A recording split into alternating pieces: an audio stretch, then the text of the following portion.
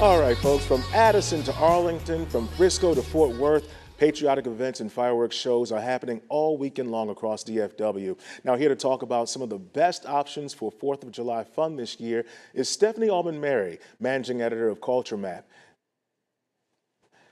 And we have so much stuff happening, as you just saw in Morgan Young's story a little while ago. I'll tell you, from fireworks shows to family fun event, it's all happening.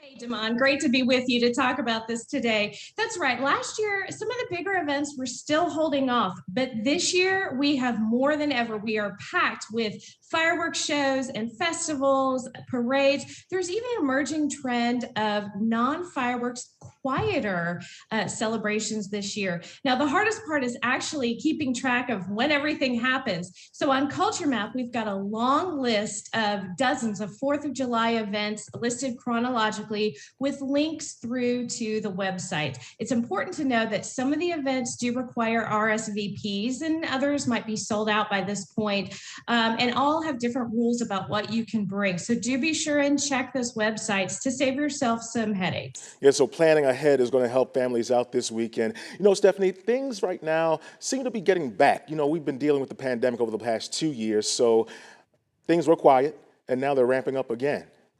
Yes, and we're going to start tonight. Actually, the biggest one tonight is going to be the Clyde Warren Park Independence Day celebration. It's a whole celebration from 7 to 10 p.m. with food trucks and wine and beer, patriotic concert, fireworks show starting at 9:30. Now, that one's free to attend, but they do require RSVPs, and parking can be tricky. So look at rideshare or public transportation for that one.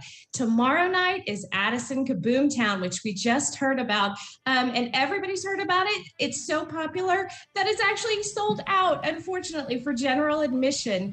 But do not despair, because dozens of local bars and restaurants are hosting their own watch parties, and these can be really fun because they get DJs and food and drink specials. Those are all going to get started about 5 o'clock when that air show starts, and those are all listed on the Kaboomtown website.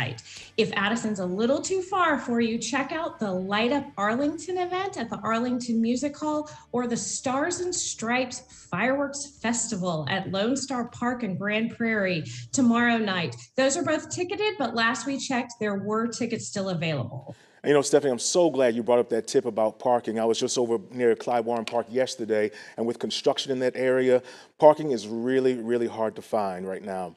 So what are one or two can't miss fireworks shows actually happening on the 4th? Yes, so Fort Worth's 4th at Panther Island Pavilion is on the 4th. Now, this is the one where you can bring your own tube or float, and you can float in the Trinity River all evening. And then when the skies get dark, they clear out the river, and the fireworks get started about 9:30. It's a 30-minute fireworks show, and you can see them from all over the city. And that one is free. Over in Dallas, Fair Park 4th is on the 4th, and it's back after 2 years. It includes food and family fun and the chance to actually view the fireworks from inside the Cotton Bowl. Now, another tip there is don't forget the Cotton Bowl has a clear bag policy, so you're going to want to check for that and all the items that are allowed to be brought in, and also prohibited items there. But that one is also free. And I know at Fair Park, be prepared. I think $10 parking over there if you're going. Now, Stephanie, anything on your radar right now that may be friendly for folks who may be sensitive to fireworks as we wrap up? Yeah, this is a new emerging trend. The Sound at Cypress Waters in North Dallas is hosting its first ever sensory sensitive celebration on Sunday. Instead of fireworks, they're doing a laser light show.